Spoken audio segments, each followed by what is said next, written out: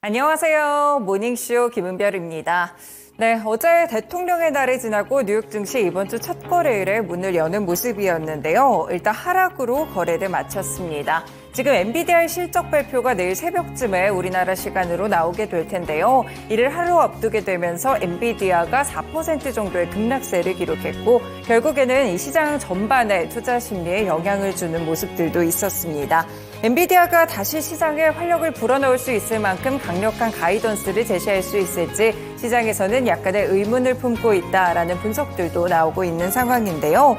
이렇게 엔비디아의 실적 발표 그리고 1월에 FOMC 회의록이 좀 앞두고 있는 그런 가운데 이 시장에서는 약간의 불안감으로 하락세가 깊어지는 흐름이었습니다. 이외에도 기업들의 실적 계속 발표되는데요. 월마트와 홈디포 실적을 통해서 소비 상황 알 수 있었고요. 앞으로는 이 연준이 또 금리 인하에 신중한 태도를 보이게 될지 회의록까지 확인을 해보시면서 이번 주 뉴욕 증시 흐름을 살펴보실 필요가 있겠습니다. 그리고 과연 국내 증시는 다시 한번 방향성을 되찾고 어떤 쪽으로 가게 될지 오늘의 이 증시 하락은 어떤 국내 증시에 영향을 주게 될지도 분석해 보시면 좋을 것 같습니다. 네, 그 전에 간밤에 있었던 중요한 소식들 함께 모아봤습니다. 네, 첫 번째 소식입니다. 윌리엄 더들리 전 뉴욕 연은 총재가 현재 5.25에서 5.5%로 2001년 이후 최고 수준인 미국의 현기준 금리가 경제 성장을 제약할 만큼 충분히 높지 않다고 이야기를 했습니다. 이 더들리 전 총재는 블룸버그 칼럼의 기고문에서 경제를 추락시키지 않고 인플레이션을 잡는 것은 여전히 어려운 과제다라고 분석을 했는데요. 일단 실제 중립금리 수준이 미 연준이 추산하는 0.5%보다 높아졌을 수 있다는 점을 근거로 들면서 현재 연준의 통화 정책이 그닥 긴축적이지 않을 수 있다라고 이야기를 했습니다. 이 중립금리란 인플레이션을 가속하지 않으면서 경제가 잠재 성장률 이상의 성장을 보일 수 있도록 하는 금리 수준을 이야기하고 있는데요. 더들리 전 총재는 만성적인 대규모 정책, 대재정 적자, 그리고 녹색 투자 촉진을 위한 정부 보조금들이 현재 중립금리를 끌어올리고 있다라고 보고 있습니다. 이것이 사실이라면 연준은 기준금리를 더 높고 길게 유지해야 될 것이다 라면서 약간의 매파적인 스탠스를 더 보이기도 했었는데요. 사실 이전에 비슷한 결의 발언을 했던 연은 총재가 있습니다. 바로 닐 카시카리 미니애폴리스 연은 총재인데요. 마찬가지로 중립금리 상승 가능성과 관련해서 더들리 전 총재와 이미 중립금리가 좀 높아졌다는 측면 쪽에서 고금리가 지속될 수 있다라는 이야기를 한 바가 있습니다. FOMC 의사록이 나오게 된다면 여기에 대한 힌트를 조금 더 정확하게 얻어볼 수가 있을 것 같은데요. 내일의 발표도 주목해 보시길 바라겠습니다. 네, 두 번째 소식 봅니다. 미국의 자동차 업체 포드가 이번에 전기차 주력 모델인 머스탱 마하2의 가격을 큰 폭으로 내렸다고 합니다. 이 SUV 제품인데요. 제품 가격을 트림별로 $3,100에서 $8,100, 이제 하나로 환산했을 때는 414만 원에서 1,081만 원까지 최대폭 인하하는 흐름들이 있었습니다. 그래서 이 차의 시작가가 종전에 42,995달러 정도였는데 39,895달러까지 낮아지는 흐름이었는데요.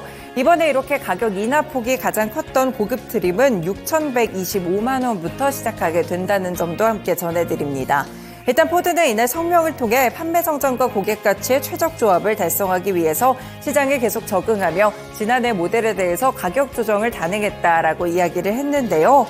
이 블룸버그에서는 전기차 시장 전반의 수요 둔화 속에 지난달 포드의 전기차 판매가 11% 정도 급감하는 흐름이 있었기 때문에 이렇게 가격적으로 큰 폭의 인하를 단행했다고 보고 있습니다. 일단 머스탱 마하2는 지난달부터 적용됐던 미국 정부의 인플레이션 감축법 세부 요건에 따라 3,750달러의 세금 공제를 받지 못하게 되면서 미국 내 판매 실적이 51%나 급감한 바가 있었는데요. 이렇게 실적에 계속 영향을 주다 보니까 전기차 쪽에서 가격 인하에 나선 것으로 보입니다. 문제는 이렇게 전기차 가격을 인하했던 부분들 전기차 업계 전반에는 좀 악영향을 미칠 수가 있겠는데요. 바로 치킨 게임의 우려감이 다시 한번 고개를 들기 때문입니다. 이전에 테슬라가 계속해서 가격 인하를 단행할 때도 이 관련해서 그런 우려감들이 커지는 바가 있었는데요. 실제로 이 포드의 머스탱 마하이 이번에 시작 가격이 테슬라의 경쟁 차종인 모델 Y보다 낮아졌다라는 지적도 있었습니다. 그렇기 때문에 이 테슬라의 주가에도 함께 영향을 주는 모습이었는데요. 지금 보시는 차트는 테슬라의 주가입니다. 그래서 오히려 포드의 경우에는 이 거의 보합권 정도에서 상승 하락을 반복하는 흐름으로 진행이 됐지만 테슬라의 주가는 3%나 밀려나게 되면서 오늘장 193달러 선에서 거래를 마쳤습니다. 이렇게 전기차에 대한 가격 이 관련된 우려감들이 조금 더 커지게 되면서 포드의 가격 인하가 전기차 업계 전반에는 어떤 영향을 미치게 될지도 체크를 해볼 수가 있겠습니다. 그리고 한 가지 또 악재적인 해석이 나오는 것이 포드가 이번에 2024년형은 제외하고 2023년형 모델만 가격 인하에 들어갔다는 점은 결국에 지난해 재고가 많이 남았다라는 점을 의미할 수 있다고 보고 있는데요. 테슬라를 비롯해서 포드까지 전기차 업계 전반에서 지금 재고 문제가 심각해지고 있다라고 외신에서는 분석하고 있습니다. 네, 이렇게 전기차 시장에 대한 판매 상황까지도 개별 종목의 이런 부분들까지 함께 연결해서 체크해 볼 수 있겠습니다. 마지막 소식으로 가보시죠. 네, 오늘 실적 발표됐던 두 가지 좀 소비 지표들 볼 수가 있겠죠. 바로 월마트입니다. 첫 번째로 월마트 4분기 이익은 54억 9천만 달러를 기록하게 됐고 조정 주당 순이익은 1.8달러라고 발표가 됐는데요. 이 시장에서 예상했던 것이 1.65달러 정도의 이 주당 순이익이었기 때문에 결국에는 컨센서스를 큰 폭으로 상회했다고 볼 수 있겠습니다. 연 상승률도 17% 정도의 이렇게 상승률을 가져가게 되면서 간밤에도 주가가 조금은 상승하는 3% 정도의 강세 흐름을 기록하기도 했었는데요.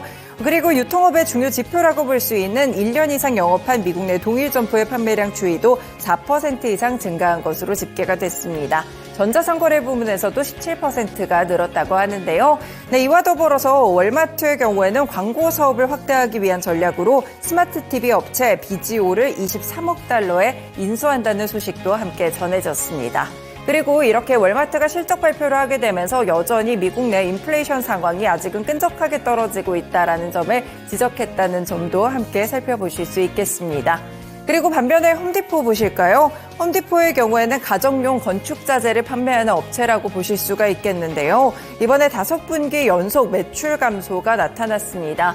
일단 그리고 실적 자체는 그래도 예상치를 웃도는 모습이었지만 가이던스를 좀 밑돌게 보수적으로 제시하게 되면서 장중에 주가가 좀 흔들리는 모습들이 있었습니다. 일단 종가 기준으로는 0.06% 상승으로 거래 마쳤고요. 시간외에서는 0.02% 정도 하락하면서 아직은 별다른 움직임이 없다는 점도 확인해 보실 수 있겠습니다. 네, 이렇게 간밤에 있었던 소식들 3가지로 함께 요약해드렸습니다. 그렇다면 시장 마감 상황도 함께 들어보시죠.